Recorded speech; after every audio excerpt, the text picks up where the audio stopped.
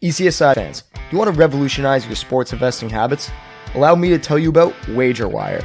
WagerWire is an app that helps you become a superior bettor by allowing you to sync all of your sports books and track all of your bets in one place. See your current action, your betting history, and stats.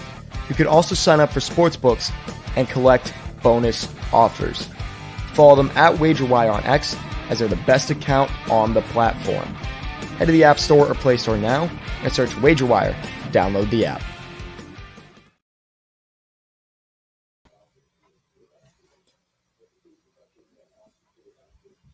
Good afternoon, sports fans from all around the globe. I am the host, Jeff Dawson, East Coast Sports Investors, and this is the Dawg and Desperado Fantasy Football Show, volume number 15, Friday, October 27th, 2023. That time of the week number 8 already in the NFL, past the halfway point in the NFFC and a lot of your season-long fantasy leagues. Shout out to the gentleman behind the desk in glass, Mr. Joseph Shea, Mr. Evan Lewis, Mr. Olu, Mr. Bennett, and of course, Mr. Cade Horton. And shout out to our new partnership and sponsor with WagerWire. If you have not downloaded the app, please go to Google Play and your app stores that you download apps. Download it. It's for free. We'll be doing a lot more on a day-to-day, week-to-week, month-to-month basis on this app where you can track your bets, follow your ROI, scroll to the bottom to take a look at a lot of promos from different sports books all across the country, your FanDuel, DraftKings, Caesars, et cetera, et cetera, et cetera. Take a look at some of the free promos, free wagers that they're offering, and tag along. And if you're looking to make a little flash cash, seeing Christmas is less than 2 months away, send an email to affiliate@wagerwire.com. Tell them JD sent you from ECSI. Travis, Zach, and the rest of that team will take good care of you. So without further ado, let's bring in the Hall of Famer himself, the one and only Mr. Shawn Childs. Week 8 of the NFL season. It's time to put up a big payday in the daily games. You know, we were talking in June and July. We were formulating all these thought processes. Yourself, Underdog, Prize Picks, RT Sports, those set them and forget them, swings at 1, 2, 3, 4, 5 million, whatever it is. Before we dig into this week's schedule, give us an update how those are going, Mr. Childs. They are not going that well.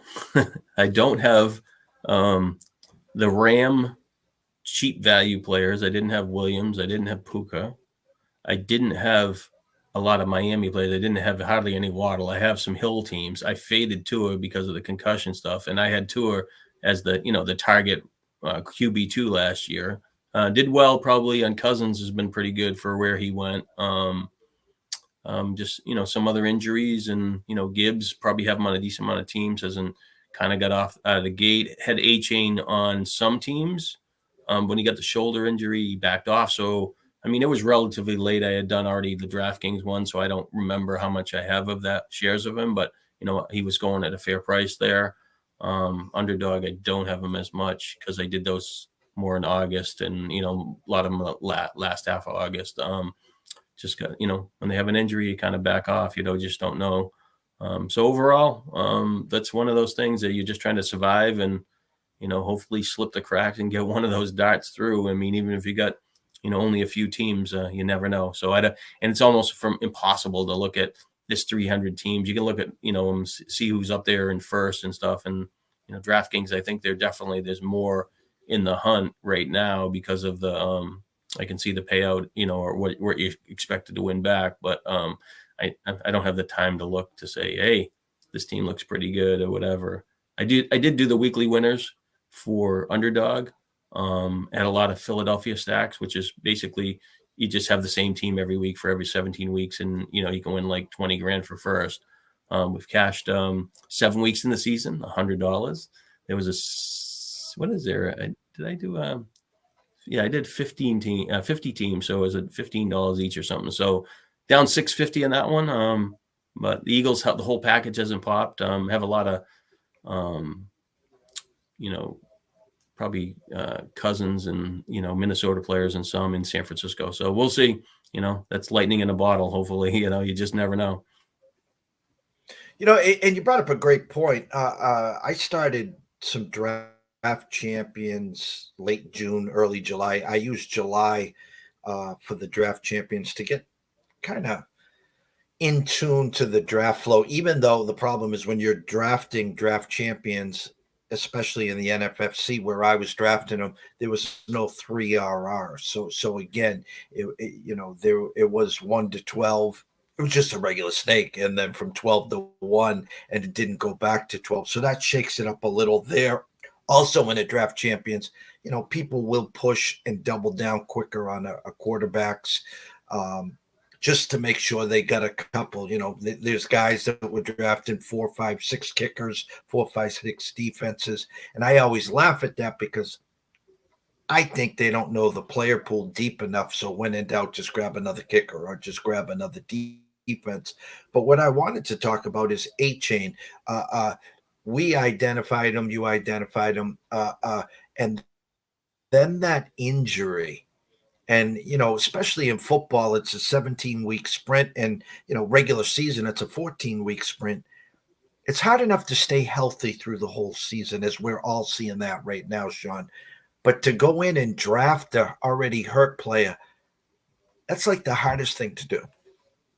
Yeah, it's hard, like you said, it's hard enough winning with healthy players when you take some injured players, and especially when you're taking even him, he was going maybe 10th to maybe 9th, 11th round, and you're taking him when there is some other options that are healthy.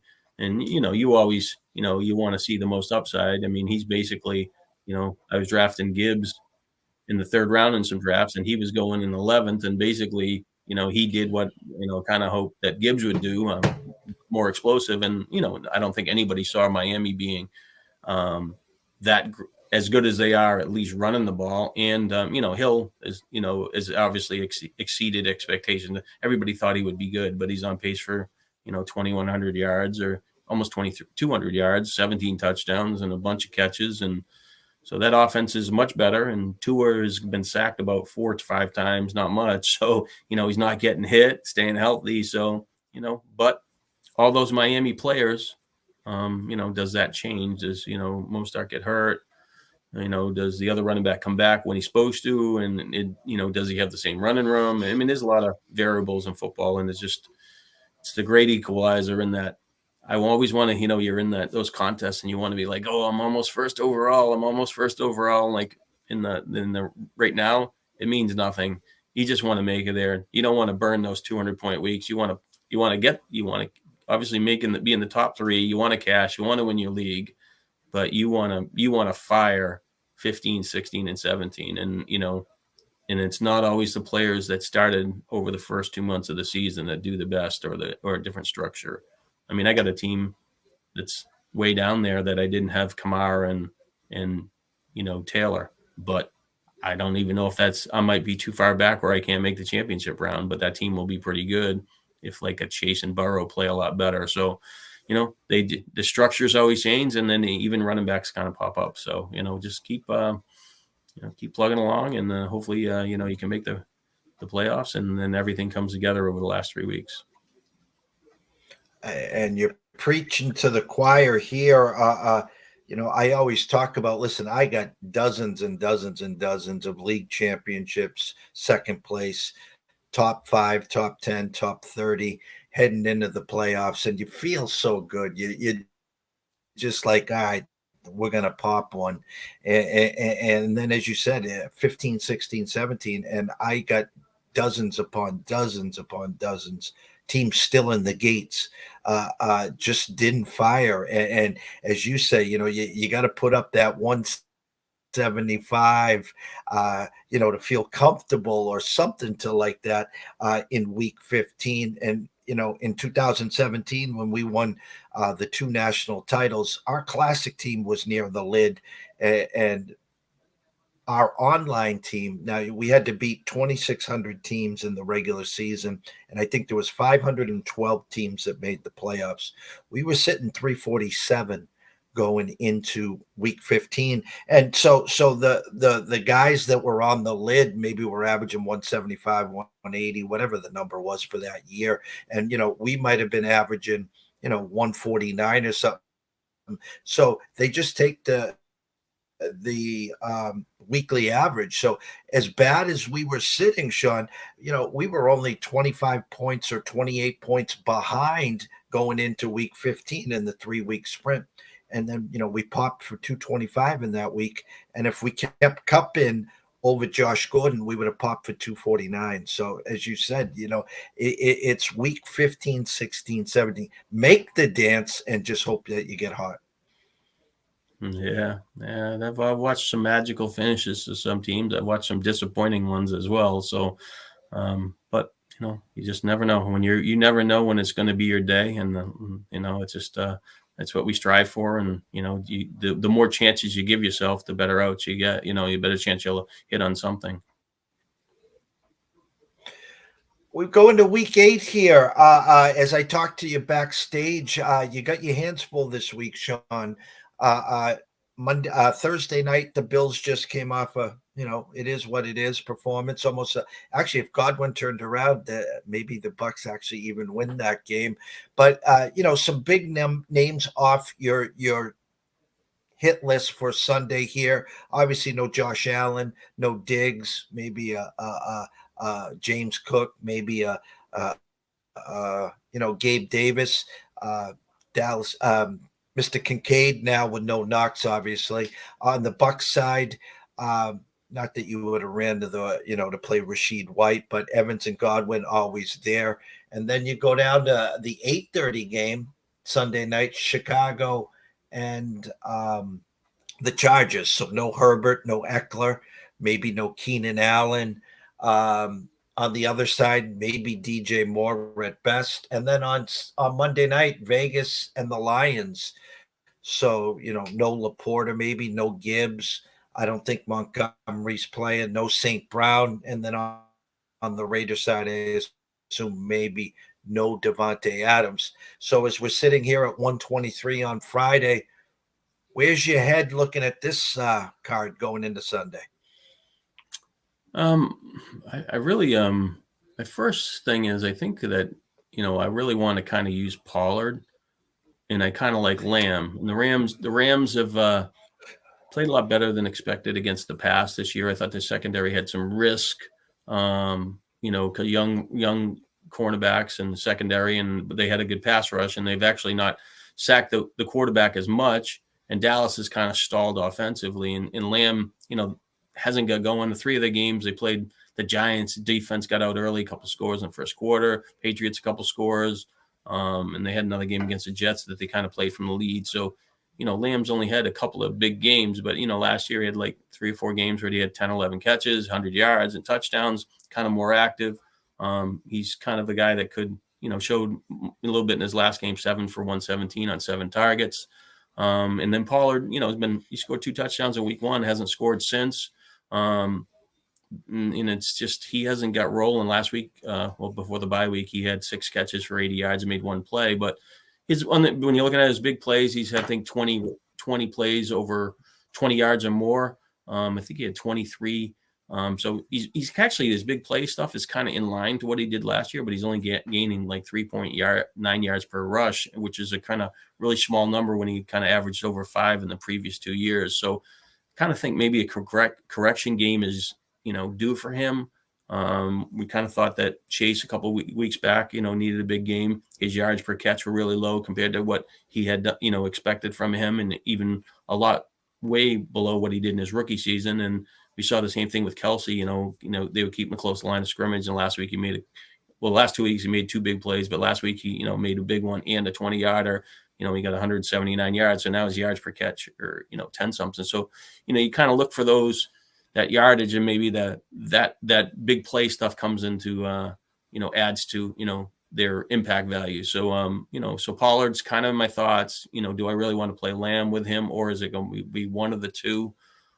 We talked a little bit where Purdy kind of backed up, and I looked it up with Jeff that the Darnold was 4,300 at DraftKings, and that's going to be a hard number to get away from, because in the back of my mind, I kind of was already high on Kittle coming into the week, because Cincinnati is giving up at least 5 catches to a tight end every game, not for big yards, but they've given up 4 touchdowns in 6 games. So 2/3 chance of scoring. Kittle has scoring ability. He's pretty active. He's been inconsistent. So I just thought that, maybe 5 catches with a touchdown, and, if he gets his yards, that's going to put him in the game. No Debo, got a chance for a little bit more. Cincinnati can potentially score against them. Hopefully they play better offensively. So there's some variables in there that, make Kittle in play. So if Kittle's in play for me, then I can use Darnold at 4,300, and that allows me a lot more room to fill up the top end of my roster of what I want to do. Kind of thought at running back, I had Hunt rated higher than, because I thought Ford was going to be out. So that might change for us. We saw that news today. But I was thinking about it. I was like, realistically, with that backup quarterback, and when you're playing the daily games, you got to look at these things. Like if they don't have their, if there's injuries on offense, the quarterback, some of the, one of the best wide receivers or their running back, they just don't move the ball as well and score as much. So, that really might lead to Hunt being kind of a mispriced, but in Ford getting in the way will probably make me, upgrade those projections and downgrade them a little bit. But, Hunt can catch some passes. He's only been on the field 37% and 25% over the last 2 games. So in my head, that's like, when I was looking, I was like, he's rated pretty good. I like him as a player, but, will the things click on offense? And the last 2 games for Seattle have been lower scoring. So this could go sideways where they actually score. So he was in, I thought originally. But I think that the other running back, that Hall, kind of stands out playing against the Giants, pretty good salary. He's getting 20 touches a game. He kind of fits the mode. So, so starting point, Pollard with Hall, there's some other backs in the mix, but those, that's my thoughts. And, the quarterback is, you kind of, when you're doing the quarterback, if you're mixing up quarterbacks, you're looking for the hookups and stuff like that, or, who can you pair them and what's the low value things. And I haven't really kind of about halfway through the receivers, but unfortunately it's the top end receivers, which everybody likes. And, Tyreek Hill, he's been a beast 3 games in a row, really good on record pace. But, two is 5-0 against the Patriots, but I think he's averaging, less than 200 yards passing in those games with not impact touchdowns. So, Hill's the guy that I should have on tickets time after time, and I just keeps burning me. But now, will I go back and I play him this week, and this is the week he gives me the Stephon Diggs game like he did last night, 9 for 55, plenty of catches, all small plays, and no touchdowns. So it's interesting. And then Miami's got the other, Mostert's a little banged up, and even Waddle's kind of banged up. So, but the Patriots, could get run over. So I don't know. Any thoughts on anything? You bring up some, pretty big points there before I dive into some other games to look at there that caught my eye. The San Francisco Cincinnati, I am a stickler for teams coming off buys, especially hurt teams. And we had high expectations for the Bengals. And now they got a week off. We know that extra week is hopefully going to help Joe, and then it should also help T. Higgins. On the other side, you do have a 49ers team that's lost 2 games in a row at Cleveland, and then this past week at Minnesota. So they're back home. No Purdy, no Debo. I liked what I saw actually with Darnold in the preseason. I thought he looked real comfortable. They moved on from Trey Lance because of this. I'm not worried with Darnold, especially in a 1-game situation here. I think you're on to something with the perfect flow here. I think if you did go a Darnold, Kittle, Ayuk, you don't have to spend the money up for CMC, who has scored in 16 straight weeks. I know your thought process on Chase there, but with that low salary on Donald, that leaves so many open doors for you. Yeah, I mean, it's just that actually, I mean, even like you're talking about McCaffrey, I mean, he is a pass catcher and he can catch, a touchdown pass. So even, the thing with like use Darnold with him and Kittle, like you could use him that 3-team stack as well, because then you got these, you're basically you're knocking almost, $2,000 off the average quarterback. Like what is Purdy in this? Let me look at it. Purdy in his salary is like, let me look at this. Go scroll up to it. He's 5,600. So you're saving $1,300. So, that brings, McCaffrey, if you view the quarterback to do the same as the other one, you're lowering McCaffrey's value too, if you're going to use that hookup. So I think that you could use those 2 or 3. So, but, Ayuk hasn't had a big game in a while, had that injury and he's kind of been steady, but he is a really good player. And he's kind of he is definitely the clear cut first target in that offense, and the change of quarterback could help him a little bit. And like I said, I mentioned earlier that I like Kittle. So they've scored a lot of points at home. And ultimately, the Bengals need to show up. Like let's do something offensively. And then because they're, San Francisco last week, they did not play well against Cousins, and Cousins complete a lot of passes and on third downs and made big plays, and he did that without Jefferson. That team, you were writing them off a couple of weeks ago. You said Kirk Cousins getting out of town. They're going to trade him. He says, I'm not going anywhere, and we're still alive for the playoffs. We're 3-4, and we're kind of, so that'll be interesting. That's, it's good for Addison to have some growth there, but hopefully Chase plays better and need that offensive line to block for Cincinnati. Well, staying in Minnesota, my classic team that is climbing the ranks without Justin Jefferson, the number 2 pick in a 14-teamer, anxiously awaiting there. It was nice to see Lamar last week step up finally. He was overdue. But Jordan Addison, I said it tongue-in-cheek when they drafted him. I'm like, oh, Justin, you better watch yourself because, as Stephon Diggs forced his way out, and the talks are obviously that Kirk Cousins will not be there next year. Justin, if you want to talk your way out of town, well, we got your next. We'll just, I'm not comparing Addison to Justin Jefferson. Please don't take it that way. But the point is, Jordan Addison is the real deal. I don't think he's Holyfield, is he? No, he's a good player. He's a different size player, and he showed what he can do. But I mean, it's good to see him to have like the game like he did last night against a good team with no Jefferson in the lineup. That's pretty thing. But it's during the year you thought that there was going to be some games where Addison and Jefferson both had 7 catches for 100 yards and a touchdown and had big games together. It was just Cousins is eventually going to have to throw, and that team throws a ton of balls, in a lot of games during the year. So, pretty interesting to see him come on. Like to see a little more consistency and chances. Osborne really hasn't kind of, gotten away, as kind of a step forward. I mean, he still could have a game, but he's definitely at a lower level, and he's had a few drops there. So, but the Vikings, they need to run the ball a little better. Defense is blitzing a lot, and, they're still hanging around, I guess they're just like our fantasy teams. Yeah. I had a team 0-4, and now I'm 3-4. I don't know if it's nagging injuries or whatever, the emergence of Addison or the loss of Jefferson. Hawkinson hasn't lived up to what we thought. And then I was surprised, not surprised. I was not in on Madison. I did not have one share of him. I was staying away there. But Cam Akers slowly moving his way up the ranks and a little more pushing to Madison. Thoughts on Akers moving forward? Yeah, 2 weeks ago, he didn't really even touch the ball, barely on the field and stuff like that. So this week, he was actually on Monday night in that, that showdown format. And salary was really kind of mispriced, really low.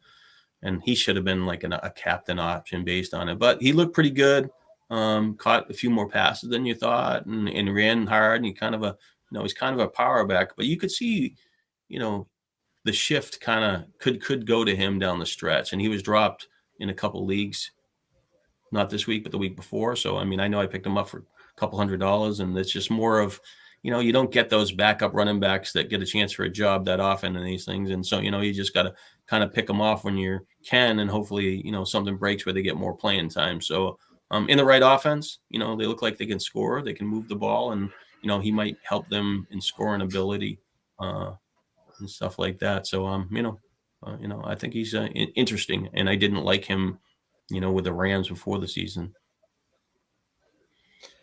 I want to go over to that Dallas game. You were talking about CeeDee Lamb. You were talking about Pollard.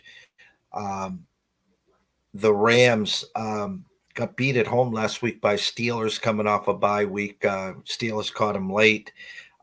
Rams have had success in the past at Dallas. Micah Parsons, Stafford's offensive line, if you're in on the Dallas side with a Lamb and Pollard, it almost makes sense on the Rams side because, death by 10,000 paper cuts with Cup and Puka and even Tutu there. So thoughts if you were going that Pollard Lamb side, I assume the price on Cup is pretty high. As DK caught up to Puka as well? Puka's too, last week, even though he had a big game, his salary was in the 7,000s, so he's pretty high. He makes it a little more difficult. Even though last week he had a pretty good game, and he's still ranked as a top 5 receiver. Just the wide receiver scores on the Sunday on the main slate weren't as high, so he still was viable.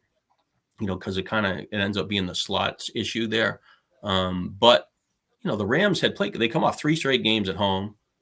Against, kind of matchups that you thought they would throw the ball better, especially when they got cut back. I mean, you weren't sure of the first game, but once he did something the next game, and then Arizona kind of held them in check, and last week they didn't do anything. But in those games, they passed for 222 and 2, 226 and 1, 231 and 1. It's kind of, they look pretty good passing the ball, and you add Cup to the mix, and you're kind of doing that stuff. That's kind of disappointing. But at the same time, their wide receivers, 17, 198 and 2, 12 for 204 and 1, 11 for 214 and 1, averaging 15.4 yards per catch. So it's like exactly what you said. Like they come into this game like they're not kind of clicking. Dallas has got the the mystique of the really good defense, and they got the pass rush. They still lost Diggs, but the Rams, they run good plays. They have good receivers. They even have a good third receiver, and the tight end has been kind of inactive so far. The running back situation, hopefully Henderson or whatever they are. So they, on the other side, are going to probably be, kind of intriguing and could surprise. Because Stafford was 2 weeks ago, I think he was the highest owned quarterback on the main slate. It's like 13%. He kind of failed. So now people won't use him against Dallas. And, that could be the better side of the situation. So I did put a team with Pollard, Lamb, Stafford, Cup, and I used Higbee.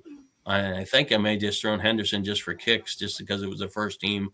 Just to see if I could fit it in there. And I think I used Hall. But so I think that could be a game that goes back and forth on Sunday, a little more high scoring than people think. Because like I said, Dallas defense is, they're supposed to be really good, and we'll see. What's a week without talking about, I think, the number 1 team currently in the NFL, and that's the Kansas City Chiefs. Opening day Thursday night game loss at home to the Lions 21-20, and have just won 6 in a row from there. Defense getting stronger, doesn't get enough credit there. Just watch the first quarter. It's the same every week. Mahomes, 8 for 9, 7 different wide receivers. It's just, if you'll kill yourself trying to figure out who it is. Yes, Rashee Rice is rounding into form. Pacheco, number 1 back there. McKinnon kind of fading away. CEH just there collecting dust. They added McCole Hardman last week from the Jets. Maybe that's a kick in the nuts to Sky Moore and all the rest of the cast of characters. Kels getting a little healthier. Going into a Denver team, my true number was 9 with a 46. It's down to 7 with a 47. Russell just being Russell. Looking over there, Cortland Sutton, I call him the Count, had a good game last week. Is Jerry going to get traded? by Halloween on Tuesday, trade deadline on Tuesday. I get Javonte Williams in a lot of spots. I do have McLaughlin. I am holding on, waiting. He's slowly rounding into form. Any chance you could dip your toes into Bengals and Broncos, Shawn? Well, this is kind of a rematch of they played 2 weeks ago, and I think Mahomes in that game ended up being what is he? He played against Denver. Where is Was it? that the 19-9 game? Yeah, he was 337-1 in week 6. So he didn't really do much, and he kind of you got all jacked up playing the Broncos because they Miami destroyed him and had all those touchdowns and ran the ball well, but they won the game and stuff like that. It was a lower scoring game. I don't remember exactly what the score was, but everybody kind of I think that was the Thursday night 19-9 game. Then Pacheco hit that 50-yard run or something like that. Oh, maybe that wasn't a game. Maybe it was a game before. But anyways, yeah.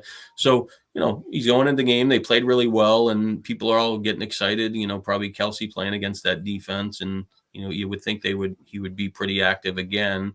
But, when these teams play rematches, this is the same thing. We have, Philly and Washington playing a game, the second game in over a short period of time. And, so this game could be a lot more high scoring in Denver. You might think Denver's offense would show up a little bit more.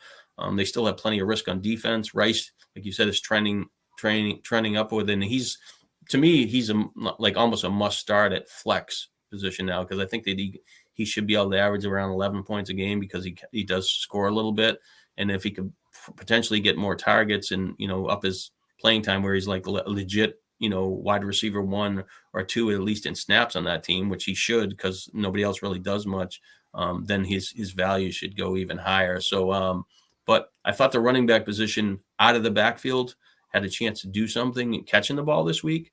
Denver's given up a lot of stuff there, but McKinnon was kind of, he's kind of sneaks in there, but I think he had backed up on Thursday with a groin issue. So if he misses this game, Pacheco actually gets a lot more of the volume of probably the most playing time of the year, and probably going to get a touchdown. If he gets 5 catches, I mean, his salary's 6,100. That's not a bad spot. So Kelsey, they got him top shelf 84, like 8,000, over 8,000. So he needs 30 points a game. He's only done that like 3 times in the last 2 years. So he came in last week. It's probably not going to happen again, but he's still going to be active. He gets like 9 touches a game. Mahomes, he's going to get his 300 yards. He's going to spread around. He's probably going to get 3 touchdowns, but even with 30 fantasy points, is he going to, what does he compromise on the team building on the other side of it? So I would think that if I have Mahomes in the season long, I'm excited. If I have Kelsey, I'm excited. If I have Pacheco, I'm excited. And I think that, there would be a piece or two out of this game that from Kansas City that had a chance to hit the daily thing, but it might not be, the ones that you think, are the best, like Mahomes and Kelsey. But so in Denver, I don't know if Judy just hasn't flashed, but he's can make big plays, and just kind of a weird situation where he hasn't fired. But they have good cornerbacks on the Chargers, and they haven't really shined sacking the quarterback. But I think that game they will have a couple games by the end of the year that do that. I'm going to go to it. I sit here and you want to believe what you want to believe. You want to read what you want to read. It is what it is. Social media, you can spin anything the way you want. And I've been talking till I'm blue in the face that if you're not watching Lamar Jackson, I'm not saying now he is, Joe Flacco or, that pocket passer. He's a lot more comfortable. He has thrown the ball a lot better. The emergence of Zay Flowers, for 2 or 3 weeks, the drops and more drops, and everyone's like, Lamar can't win the big game. Well, Lamar, we can't get 2 halves. We know that. If you have a big first half, you're usually not going to have a big second half. Lamar had, 30 plus points in the first half last week, ends up with 45. Travels to Arizona, and my number has Baltimore -9. It's up to 9.5 with a 45. Another intriguing spot, there are some spots where you could have some pops. Probably, my gut tells me Dobbs plays this week, and then they pass the baton to Murray next week. I don't have, I do know Murray's practicing though, but you could get some flow back and forth here. How about is Jackson in play? Maybe Jackson and Zay, Jackson and Andrews, and maybe grab someone on the Arizona side. Yeah, Jackson, he had a tremendous game, and his completion rate's been over 70%, 70% or higher in 6 of his 7 starts, which is pretty impressive for him. He even missed, Odell was out, and Bateman really hasn't done much so far. It's basically, Andrews has been good, two games with 2 touchdowns, but more like 5 for 60. I think he has over 60 yards in 4 straight games. But Baltimore hasn't played in a game where, it's kind of gone back and forth where you need that follow through. And I thought last week was gonna be that game, and it had the potential, but Detroit couldn't score those touchdowns. Like you said, he had to pump the brakes, and he didn't, have. If he had 2 more drives where he had to score last week, it would have been an absolute monster game. He could have had 6 touchdowns, but unfortunately, it didn't happen. But he did have a monster game, and we did. Obviously, that was identifiable. But the Cardinals, they come off, they played really good against the Rams on defense in the first half. Thought you tripped them up. A lot of the Rams players were popular that week, but then the running back started to run the ball in the second half. And then they went into Seattle, played pretty good against defense, and Seattle turned it over a few times, probably to help them. But, so their defense is played kind of inspired, better than you think, especially when your team's not going to be as good as you expect, and they haven't really got dusted and mopped the field. But, maybe this is the game that Baltimore comes in. Their offense is moving in the right direction. They can run it a little bit. The quarterback's got a little, weapons are developing, and they should be able to score. They're big favorites. And, you got where Arizona's playing at home, maybe they can score that, 20 points to kind of push Baltimore. But Baltimore plays pretty good on defense. And but they can be exposed in the secondary. And does Dobbs have it to do it? Does Kyler Murray have it to do it? I don't even know if Kyler Murray just kind of runs for his life type of thing. And I can't imagine him coming off an injury and running as much as he did before. So, but Dobbs is going to be the guy. So I think that Jackson's kind of interesting. But and his receivers are relatively fair. I know Andrews went up $700. But for him to get to get that level, he needs some follow through. So it's kind of he's a tricky player with the hookups for me. And even on the Arizona side, the Wilson guy really hasn't done much after that big game against San Francisco, but he maybe in this week he does something, where kind of chasing and kind of you can beat the secondary of the Ravens if you have enough time to throw and stuff like that. So point spread says, Baltimore, and I expect them to win, and I expect them to play well offensively. I don't know what will happen on the Arizona side as far as scoring or even turning the ball over to help Baltimore kind of control the clock and run the ball more in the second half. Well, we can't wrap up a week without talking about the defending NFC champs, the Philadelphia Eagles. The brotherly push, whatever you want to call it, that's still unstoppable. Now they're not just getting 1 yard, they're getting 2 and 3 yards, which is comical. Hurts to A.J. Brown. I mean, I guess in the NFL, just bitch, cry, yell, scream, holler, like a 2-year-old, and sooner or later you're going to get the ball. But they travel into Washington, who this is another, not revenge spot, but they played a few weeks ago. Washington did beat them last year at Philly and then got pantsed at Washington on the next game back. My number is a 7 with a 45.5. The total's down to 43 or 43.5. Still a flat 7. Again, you got Hurts, you got A.J. Brown, the forgotten guy, Devonta Smith, Goddard at tight end, DeAndre Swift, again, 3, 4, 5 weeks ago, however long, had the monster week. You thought this was going to be it. They're still playing cat and mouse back there. On the Washington side, I like Howell. I think, unfortunately, he is the most sacked quarterback in the NFL, and it's not even close. Their offensive line is just so putrid. McLaurin, Jahan Dotson, nowhere to be found. I'm a big Logan Thomas fan. I assume, maybe, Philly D. I don't know the price point. I know you work from the bottom all the way up. Blitzkrieg on Howell.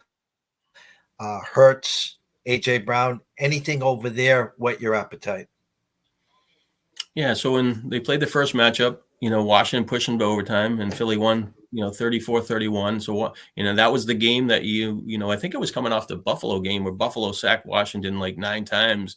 So you thought Philly might get their pass rush and kind of keep them under control, but Washington moved the ball pretty good. But, we saw the Giants and we even saw the Falcons kind of, really keep Washington off the field because, they can attack the quarterback and, give a less passing window and less completion. So, with 40, had 40 sacks already through 7 games. It's kind of something that needs to be corrected, but something that's not easily fixed either. So, a lot of times these games, they don't run back the same way you thought. So maybe this is the game, like you said, Washington went into Philly last year and then, they upset them and they came back and spanked them and I think that this game could be a little more of, a defensive minded for the Eagles. Brown is going to be, a top, I think Hurts is a top at one of the sites Hurts is a top quarterback and Brown's a second wide receiver. But I could see this game, a couple turnovers, Philly's defense, ball position, a little more of a grinder run game. Brown still scores a touchdown, but it's more of like a 6 for 80 or something like that. Maybe Smith does a little bit better. And it just, it's going to be attractive for sure. But the prices are high and, Washington has the firepower at least to throw the ball if they had a passing window. But, and the Bears blitzed them pretty good. I think Philly's probably going to do the same thing. But, it's ultimately the scoring plays and, will Philly just run the ball a lot in the second half and kind of control the clock and take long drives and, change the overall outcome of the, the fantasy game for us, Yeah, and you look at this slate shot, and I could see, I don't envy you this week because we talked last week, with the 6 teams on bye, and then you get the Thursday night game, you get the Sunday night game, you got the Monday night game, a shortened slate, and it doesn't matter. You could have a 1-game slate and bang your head on the wall. There are a lot of spots here other than probably Atlanta and the Titans with a 35 under over. I didn't talk about Minnesota and Green Bay. Love looks like is not the answer as of right now. Watson banged up. Aaron Jones banged up. In comes, Kirk Cousins, who had a great Monday night. Addison, as you said, KJ's not doing much over there. Osborne. What can you get from the Patriots? You talked about Miami. We talked about Cincinnati 49ers, Baltimore. I guess we'll wrap it up with this way. An intriguing game with my true number 41, Shawn, with Seattle favored by 3, now 3.5 down to 37.5. A Cleveland team that just gave up 29 in Indy. PJ Walker, the starter, no Deshaun Watson. There's another free bingo square if you wanted to be contrarian of all contrarians. I don't see many people run into the window there. Anyone on that Cleveland Seattle side that might wet your whistle, as we like to say? Yeah, I just think it's kind of a tough spot for them. I mean, they stole the game, with a backup quarterback against San Francisco. They played poorly defensively against Indianapolis, 2 long plays, a missed tackle, end up being like a big catch for Pittman, blown coverage around down. So if you take away those 2 plays, that's 2 less touchdowns and a bunch of less yards. So realistically, even though they didn't play on the scoreboard, as well as they had defensively, it really was, it's such a small margin in the NFL, with, a foot or tackle or something from, a home run play to a 1-yard play or a 10-yard play, whatever you want to call it. So I think that, they kind of disappointed, and that game was a lot more high scoring than anybody thought. I don't think even anybody had too much of the Indy side of it. I mean, they do run the ball pretty good. The 2 running backs. So, Cleveland, they got, they don't have Chubb, and in the other 2 running backs have contributed pretty good, but Hunt looks like he's going to have the show. So they want to play good defense and run the ball. And Seattle went to Cincinnati, was probably doing okay at halftime, and they clunked it up in the second half and couldn't do anything. And they played Arizona, and they just didn't really move the ball that great. They ran it and they won the game, kind of grinded it out, but not a lot of big plays. Quarterback had 2 touchdowns. Couldn't Walker couldn't get that one touchdown. He was rated so high in the DFS market, across the board, and he got the yards and a couple of catches, but didn't get the touchdown. So, I mean, I don't think there's a lot to like there on the Cleveland side. I mean, I think Mari Cooper played pretty good 2 weeks ago, and he just, with Watson, you thought he would have done something, but he didn't even, and minimal last week, 2 for 40 or something stupid, or 2 for 20, maybe something, that low. But once in a while that Cleveland offense surprises, but the quarterback is not, doesn't, isn't a great option, doesn't complete a lot of passes, doesn't, for big yards, and he doesn't, deliver touchdowns. So, Cleveland needs that game to be a little more, lower scoring. If Seattle could have solved their defense and play from the lead, I think that changes a lot. And I think they could, the game could, they could win by a lot more than, obviously covering the spread. But I kind of think that Seattle wins this game. And I think that even Cleveland, like the defense, you said, travels, but, you can't overcome a poor offense or a poor quarterback play, every week. And they've got away with it a couple times. Well, it's going to be interesting to see who pops and who doesn't. It is an intriguing slate. It really is. And it's usually, the game that we least expect that comes out of nowhere. Like you said, no one had 60 total points in the Indy Cleveland game last week. That's for sure. And the highest total right now on the board, opening number, I should say, you got a 45.5 in LA and Dallas. You got a 47 New England and Miami. You have a 47 KC Denver, a 46.5 Bears and Chargers, which thank God you don't have to deal with, and a 46 in the Raiders in Detroit, which obviously you don't have to deal with. So another great week, Mr. Childs. What I like to do on wrap up here is tell everyone where they can find all your information for as little as 30 cents a day. Yep, I'm at Twitter, or is it Twitter X? I'm going to call it Twitter. I'm at Shawn_Childs.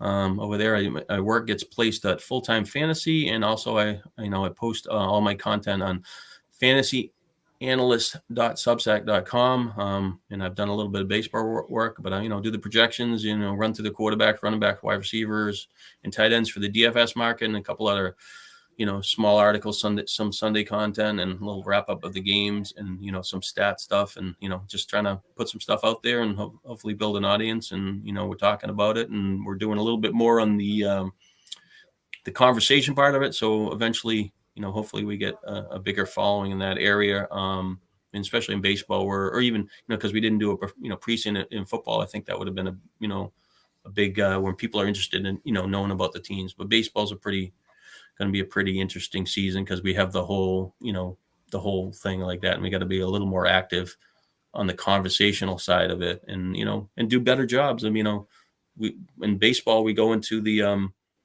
do the research. The NFL season runs a week longer. I got 6 weeks to run through 30 teams. I got to do the projections. I got to get ready, and then you got really realistically 2.5 weeks to kind of get your final destination of what you want to do on drafts for the big events in Las Vegas. Where football, we're done July 1st. We got 2 months to watch, the injuries and things, kind of play out, and it's a lot better structure. And in baseball, even baseball in general, we can't have the same situation because unfortunately a lot of the free agents, they don't sign early enough. So there's like the structure of those teams are kind of up in the air for a long time. So we don't get some of that stuff till, early February. And, I'd like them to do a better job, in December, because they used to, the signings used to, the hot stove stuff was happening, late November, early December, and you get those big names signing, and then that just hasn't been the case the last couple of years. So, but baseball, I look forward to it, and it's an interesting game. But ideally, we like to make a big push in the football thing at the end of the year, and you still have, even when the regular season or whatever, you still have the daily and the playoff stuff that give us juice all the way to the Super Bowl. So we always have we're going to have football action, for a long time. But, obviously I have to change gears and not have as much, written content about football. But we still obviously talk about it, as we bridge into, the next baseball season. Yeah, and I'll say this out loud. You and I'll make sure of it too. You always got this spot here, but we have plenty of more open spots here at ECSI to get some more shows out there during the hot stove as you're going through the projections, and then we might be able to even do individual shows on the American League East, the American League West, et cetera, as you're putting the work in, getting closer to Vegas and the draft season there. I talked about the Padres, and they were kind of in a similar position as the Angels, where the Angels decided to hold on to Shohei and make that push to try to make the playoffs and failed. The Padres really had an opportunity to gain a lot of assets with Blake Snell, with Josh Hader, and now Juan Soto, who's in his last year of his deal. They held forth. They tried to make a push. Didn't happen. Only one team's going to hold the prize of getting Shohei, and I will probably say when the dust settles, it will be the Dodgers. I'm rooting hard for the Giants or the Mariners. Obviously, the Red Sox, I don't think are going to get him. But my point is, Yankees already being proactive, picking up the phone and calling over to the Padres. And he fits Juan Soto, his look, his stature, the short porch in right field, pinstripes. It's going to happen, Sean. Juan Soto, a New York Yankee. No, come on. Scott Fleming, if you're watching this, you are not getting Juan Soto. You just wasted all that money on Judge. You tied him up forever. You can't afford him. You need more aces. You don't need another hitter. I mean, Soto is a great player. Had him as a second piece of the puzzle on a few teams this year, especially with his discounted stats were overall decent, but not as impactful because the batting average, which you counted on for him, weren't there. Just the guy he's always looking to take those walks and he takes too many called third strikes. I mean, his strikeouts aren't wild, because he does when he swings at it, he makes contact, but he's got to, he doesn't want to be Joey Votto. He wants to be, that monster home run guy that, does stuff in big spots and, you got to swing the bat. So, you take your walks when they're there and, pitch around you. But, there's times that, Todd Helton was awesome.